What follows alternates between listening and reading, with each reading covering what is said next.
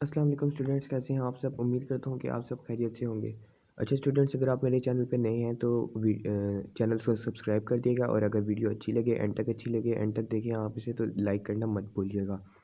अच्छा, अगर आप लोगों को और वीडियोस चाहिए हो 9, 10 फर्स्ट ईयर सेकंड ईयर की फेडरल बोर्ड के हवाले से, तो आप इसी चैनल पे आके गो थ्रू कर सकते हैं। यहाँ मैं बाकी चैनल की भी बाकी क्लासेस और फेडरल बोर्ड और पंजाब बोर्ड से रिलेटेड जितनी भी वीडियोस हैं मैं यहाँ डाल सकता हूँ, और बाकी चैप्टर्स की अगर आपने न्यूमेरिकल्स देखनी हो तो आप इस चैनल पे गो थ्रू कर सकते हैं। अच्छा स्टूडेंट्स, आज हम क्लास 9 के फिज़िक्स के चैप्टर नंबर 8 के न्यूमेरिकल्स करेंगे। तो इसके न्यूमेरिकल्स करने के लिए स्टूडेंट्स आपको इस चैप्टर से अच्छी तरह से गो थ्रू होना पड़ेगा, तभी आप जाके इस चैप्टर के अच्छे तरीके से जो है वो न्यूमेरिकल्स कर पाएंगे। अच्छा, बिना टाइम वेस्ट किए अपने पहले न्यूमेरिकल की तरफ आते हैं। तो पहला न्यूमेरिकल है, temperature of water in a beaker is 50 degree centigrade, what is it's value in Fahrenheit scale. Temperature हमें डिग्री सेंटीग्रेड में दे दिया है, फ़ारेनहाइट में पूछा है, इसी तरह हमने इसे लिख दिया। और हमारे पास फार्मूला है कि temperature in Fahrenheit is equals to 1.80 temperature in Kelvin और टेम्परेचर इन सेंटीग्रेड प्लस 32। ये फार्मूला आपकी बुक में गिवन है, इसे आपको याद करना पड़ेगा। और जब आप चैप्टर से गो थ्रू करेंगे तब आपको ये नज़र आएगा फार्मूला, इसे आपने याद कर लेना है। टी सी में हमने वैल्यू डाली टी सी की, जो कि 50, और इन दोनों को आपस में मल्टीप्लाई किया तो 90 आया, प्लस किया 32 तो 122 डिग्री फ़ारेनहाइट। और यही हमारा आंसर है, क्योंकि उसने हमारे से फ़ारेनहाइट में डिमांड की हुई थी। अच्छा, दूसरे न्यूमेरिकल की तरफ आएँ तो 8.2 की तरफ वो हमसे क्या कह रहा है, normal human body temperature is 98.6 degree Fahrenheit. Fahrenheit में टेम्परेचर दे दिया है, कहता है कि इसे सेल्सियस और केल्विन स्केल में चेंज करें। आपको स्केल्स की कन्वर्जन बहुत अच्छे तरीके से आनी चाहिए। ये प्रॉब्लम सॉल्व करने के लिए हमने टेम्परेचर इन फ़ारेनहाइट उसी तरह लिख लिया, केल्विन और सेल्सियस में फाइंड करना था, तो उसके लिए हमारे पास फार्मूला है कि 1.8 T C is equals to T F minus 32। अच्छा, ये फार्मूला आपने जहन में रखना है, और ये आप चैप्टर से गो थ्रू करेंगे तो आपको ये नज़र आएगा, और आपने इसे याद करना है। कन्वर्जन ऑफ टेम्परेचर स्केल्स आपने ये ज़रूर याद करना है। और इसी तरह टी एफ़ में हम टी एफ़ की वैल्यू हमने हमारे पास क्या थी कि 98.6 डिग्री टेम्परेचर इन फ़ारेनहाइट की वैल्यू थी, इसको माइनस किया 32 से तो 66.6 आया, और 1.8 इधर मल्टीप्लाई होता है, इधर जाके डिवाइड हो जाएगा तो 37 डिग्री सेंटीग्रेड ये हमारे पास आ गया सेंटीग्रेड में। जबकि टेम्परेचर इन केल्विन का फार्मूला होता है 273 plus temperature in centigrade degree centigrade. तो डिग्री सेंटीग्रेड में 37 आया, प्लस किया 273 तो 310 केल्विन हमारे पास आ गया। यही हमारा आंसर है कि 310 उन्होंने डिमांड की थी, केल्विन और सेल्सियस की दोनों हमने फाइंड कर दी हैं। अच्छा, तीसरा न्यूमेरिकल उन्होंने भी हमारे पास एक एल्यूमिनियम बार दे दी है, जो कहते हैं कि 2 मीटर लॉन्ग है, और उसे एक साइड से हीट किया गया है 0 डिग्री सेंटीग्रेड से 20 डिग्री सेंटीग्रेड तक। आपने उसकी इंक्रीज इन लेंथ फाइंड करनी है, जबकि उन्होंने हमारे पास अल्फ़ा की वैल्यू दे दी है, जो कि है 2.5 इंटू 10 पावर माइनस केल्विन। अच्छा, तो एल डेल्टा एल हमने फाइंड करनी थी। एल नॉट हमारे पास 2 मीटर है। टेम्परेचर हमारे पास जो एक 0 था एक 20 था, दोनों को केल्विन में करने के लिए प्लस 273 का, ये आपको फार्मूला याद होना चाहिए। ये हमारे पास दोनों आ गए केल्विन में। डेल्टा टी फाइंड करने के लिए T2 में से T1 माइनस किया, T2 में से T1 माइनस किया, हमारे पास 20 केल्विन आंसर आ गया। अल्फ़ा की वैल्यू हमारे पास दी हुई थी। डेल्टा एल का फार्मूला हमारे पास है alpha into L not delta t. ये फार्मूला इसी तरह हमने लगाना है, और अल्फ़ा में अल्फ़ा की वैल्यू पुट की, एल नॉट में एल नॉट की, और डेल्टा टी में डेल्टा टी की वैल्यू पुट करके हमारे पास आंसर आया 0.001 मीटर। जबकि आपके बुक में आंसर दिया हुआ था सेंटीमीटर में, तो उसको डिवाइड करेंगे 100 से तो आपके पास 0.1 सेंटीमीटर आ जाएगा आंसर, और यही आपका आंसर होगा। अच्छा, 8.4 की तरफ आएँ तो 8.4 में वो हमसे डिमांड करता है कि एक बलून का वॉल्यूम उसने 1.2 मीटर क्यूब हमारे पास दे दिया है, और कहता है कि इसका इंक्रीज़ इन वॉल्यूम फाइंड करें, जबकि टेम्परेचर चेंज हुआ है 15 डिग्री सेंटीग्रेड से 40 डिग्री सेंटीग्रेड के दरमियान। जबकि कोफिशिएंट ऑफ वॉल्यूम एक्सपेंशन उसने हमारे पास दे दिया है, क्या है कि 3 बीटा की वैल्यू है 3.67 इंटू 10 पावर माइनस 3 पर केल्विन। वॉल्यूम हमने फाइंड करना है, जबकि ओरिजिनल वॉल्यूम वी नॉट हमारे पास 1.2 मीटर क्यूब है। टेम्परेचर वन था 15, दूसरा था 40, दोनों केल्विन में सेंटीग्रेड में थे, तो इसे केल्विन में कन्वर्ट करने के लिए प्लस 273 किया, ये दोनों आ गए। डेल्टा टी फाइंड करने के लिए T2 में से T1 माइनस किया तो 25 केल्विन हमारे पास आ गया। बीटा की वैल्यू हमारे पास सेम थी। डेल्टा वी फाइंड करने के लिए बीटा में ये हमारे पास फॉर्मूला है, delta v is equals to beta v not delta t. इसको आप ऐसे भी, इसका फार्मूला अगर आप खोलें तो ये आपकी बुक में आपको डिटेल से दिया हुआ है कि डेल्टा वी हमारे पास किसके बराबर होगा, वी नॉट माइनस वी, और वी नॉट उधर चला जाएगा तो one, v not one plus beta delta t, इधर से वी नॉट कॉमन हो जाएगा और v not one plus beta delta t, ये फार्मूला है। इसमें आप अपनी वैल्यूज़ पुट करेंगे तो आपके पास आंसर आ जाएगा। और इसी तरह ये हमारा 8.4 भी सॉल्व हो गया। अच्छा 8.5 की तरफ आएँ तो 8.5 में हमारे पास क्या कहते हैं, how much heat is required to increase the temperature of 0.5 kg of water from 10 degree centigrade to 65 degree centigrade. Water का उसने हमारे पास मैथ दे दिया है, टेम्परेचर दोनों दे दिए हैं, उसने कहा है हीट फाइंड करनी है आपने। तो ये बात याद रखनी है कि आपने कि वाटर की जो स्पेसिफिक हीट है उसकी वैल्यू हमारे पास होती है 4200 जॉल पर केजी केल्विन। ये जो आपने है आइस की चलें वो दे देंगे, लेकिन आपने वाटर की हर सूरत याद रखनी है। तो मैथ्स हमारे पास था 0.5 kg, पहले से ही केजी में दिया हुआ है, ग्राम में नहीं है जो आपको कन्वर्ट करना पड़े।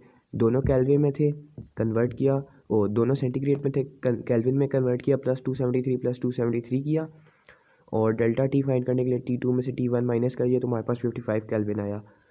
और स्पेसिफिक हीट वाटर की हमारे पास उसने दी भी नहीं है, लेकिन हमें खुद पता है। तो क्यू को, हीट को हम क्यू से डिनोट करते हैं, ये आपको पता होना चाहिए। तो क्यू की वैल्यू हम कैसे फाइंड करते हैं, क्योंकि हमारे पास फार्मूला है Q is equals to m c delta t, mass into specific heat into change into delta temperature.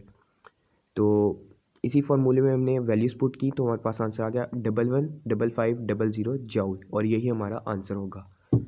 8.6 की तरफ चलें तो 8.6 पे वो हमसे क्या डिमांड कर रहे हैं, an electric heater supplies heat at the rate of 1000 joule per second, how much time is required to raise the temperature of 200 gram of water from 20 degree centigrade to 90 degree centigrade. दोनों temperature दे दिए, math दे दिया, और उसने हमारे पास जो दिया है पावर दी है। अच्छा ये जो है थोड़ा सा ट्रिकी न्यूमेरिकल है, इसको आपने ज़रा गौर से सुनना है। इसमें उसने हमें पावर का जिक्र किया है, उसी तरह अपना डाटा लिखेंगे, पावर 1000 जॉल पर सेकंड दी है, टाइम हमने फाइंड करना है, टेम्परेचर 1 था 20 डिग्री सेंटीग्रेड, और टेम्परेचर T1 की वैल्यू उसने हमारे पास दी हुई थी 20 डिग्री सेंटीग्रेड, जबकि T2 की वैल्यू दी हुई थी 90 डिग्री सेंटीग्रेड। और आपने इसको केल्विन में चेंज करने के लिए +273 किया तो 293 और 363 आ गया। डेल्टा टी फाइंड करने के लिए T2 में से T1 माइनस किए तो हमारे पास 70 केल्विन आंसर आ गया। मैथ हमने हमारे पास था 200 ग्राम, ग्राम को किलोग्राम में करने के लिए डिवाइड करेंगे 1000 से तो 0.2 kg आ जाएगा। स्पेसिफिक हीट ऑफ वाटर अभी आपको बताइए 4200 जॉल पर केजी केल्विन होती है। और उसी तरह हमारे पास फार्मूला लगेगा, हीट का क्या फार्मूला है, पहले हमने टाइम फाइंड करने के लिए पहले हमें हीट फाइंड करनी होगी। हीट का फार्मूला क्या है, क्यू को हम हीट को क्यू से डिनोट करते हैं, Q is equals to m c delta t. इसी फार्मूले को अपने जहन में रखने हैं, और इसमें वैल्यूज़ हमने पुट की, एम की वैल्यू 0.2, सी की और डेल्टा टी की, तो हमारे पास आंसर आया 5800 जॉल, ये हमारे पास आ गई हीट। अब पावर का हमारे पास क्या फार्मूला है, P is equals to W over t, W is equals to P into t, ऐसे भी लिख सकते हैं, डब्ल्यू इधर रहेगा तो पी से टी से मल्टीप्लाई हो जाएगा। और अगर आप लोगों को पता है, अगर आपने चैप्टर 6 किया है तो W is equals to energy होता है, और एनर्जी हमारे पास क्या है, हीट। तो यही W is equals to P into t, ये हमारे पास हीट आ जाएगी पी इंटू टी, मतलब कि पावर इंटू टाइम, और टाइम फाइंड करने के लिए हीट हो डिवाइड हो जाएगी पावर से। इसी तरह हीट की हमारे पास क्या वैल्यू टू 588800 डिवाइडेड बाई 1000 किया तो 58.8 सेकेंड हमारे पास टाइम आ गया, और यही हमारा आंसर है जिसकी उसने हमारे से डिमांड की थी कि आप उसका टाइम फाइंड करें। और इस तरह हमारा 8.6 भी हुआ जाता है। 8.7 की तरफ आएँ तो ये बहुत छोटा सा आसान सा न्यूमेरिकल है, how much ice will melt by 50,000 joule of heat, latent heat of fusion of ice is 336,000 joule per KG.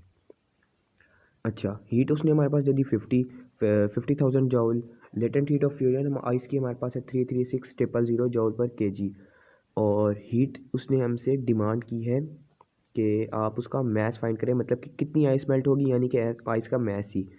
तो हमारे पास फार्मूला क्या होता है, Q is equals to M into latent heat of fusion, ठीक हो गया। इसमें हमारे पास फ्यूजन की बात हुई है तो छोटा एफ हम लगाएंगे हीट के साथ, और ये एम इधर चला जाएगा तो क्यू वो डिवाइड हो जाएगा एच एफ पे, दोनों की वैल्यूज़ लगाई, क्यू की वैल्यू एच की वैल्यू, तो हमारे पास आ गया 0.149 kg। अच्छा बुक में आपका आंसर दिया हुआ है 150, अगर आप इसको राउंड ऑफ करें तो 150 भी आ सकता है, 149 भी आ सकता है, कोई ऐसा मसला नहीं, आपके दोनों आंसर्स ठीक होंगे। 8.8 की तरफ आएँ तो वो ये थोड़ा सा लेंथ और अच्छा, ये जो 8.8 है इसे आप कह लें कि ये इस चैप्टर के न्यूमेरिकल्स में से सबसे ज़्यादा जो मुझे मुश्किल लगा था वो यही न्यूमेरिकल है 8.8। उसमें वो हमसे क्या कहता है कि उसने हमें हीट की फाइंड द क्वांटिटी, मतलब कि क्वांटिटी तो मैस फाइंड करना है, क्वांटिटी ऑफ हीट, अच्छा हीट फाइंड करनी है। Needed to melt 100 gram of ice, mass उसने हमारे पास आइस का दे दिया है -10 degree centigrade into water at 10 degree centigrade. पहले आपको क्वेश्चन को समझना है। वो आपको कह रहा है कि आप एक हमारे पास आइस का टुकड़ा है, उसको -10 डिग्री सेंटीग्रेड उसका टेम्परेचर है, उसको कितना और टेम्परेचर चाहिए कि उसे 0 डिग्री सेंटीग्रेड में मेल्ट करें और उसे 0 डिग्री सेंटीग्रेड से उसका टेम्परेचर इंक्रीज़ करें 10 डिग्री सेंटीग्रेड तक। तो ये थोड़ा सा ट्रिकी क्वेश्चन है, इसको आपने पहले समझ लिया। अब उसके बाद हमने डाटा नोट किया। मैथ हमारे पास था 100 kg, 100 ग्राम, 100 ग्राम को हमने कन्वर्ट किया, डिवाइड किया 1000 से, तो 0.1 kg हमारे पास किलोग्राम में आ गया। स्पेसिफिक हीट ऑफ आइस उसने हमारे पास दी हुई थी 2100, इधर लिख दी। स्पेसिफिक हीट ऑफ वाटर 4200 हमें पता है, या बल्कि उसने दी हुई भी है, यहाँ लिख दी। Latent heat of fusion of ice उसने हमें दी हुई है 33600 जॉल पर केजी, ये भी हमने लिख दी। हीट हमने फाइंड करनी है, तो आइए से देखते हैं आगे कैसे होगा ये।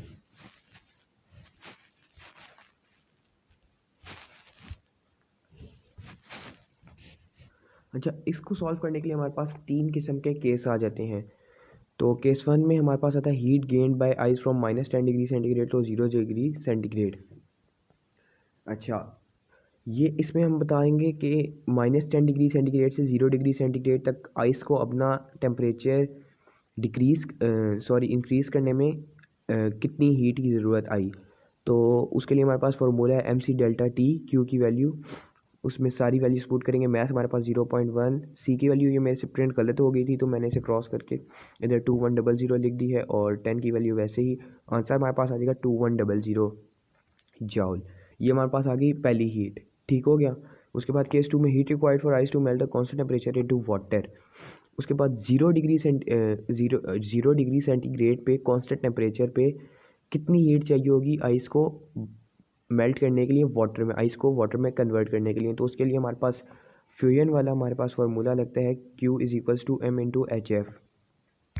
वो फार्मूला हमने यूज़ किया और उसमें सीधी वैल्यूज़ पुट आउट की, तो हमारे पास 33600 जॉल आ गई।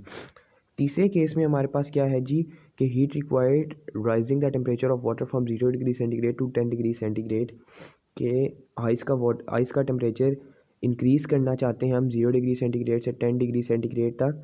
तो हम क्या करेंगे, तो उसमें आपको सीधा फार्मूला लगाना है। फार्मूले में आपने वैल्यूज़ पुट की, MC डेल्टा T वही वाला फार्मूला। C2 आपने इस दफ़ा लगानी है वाटर वाली, उसमें हमने लगाई थी आइस वाली, इसमें आपने लगानी है वाटर वाली।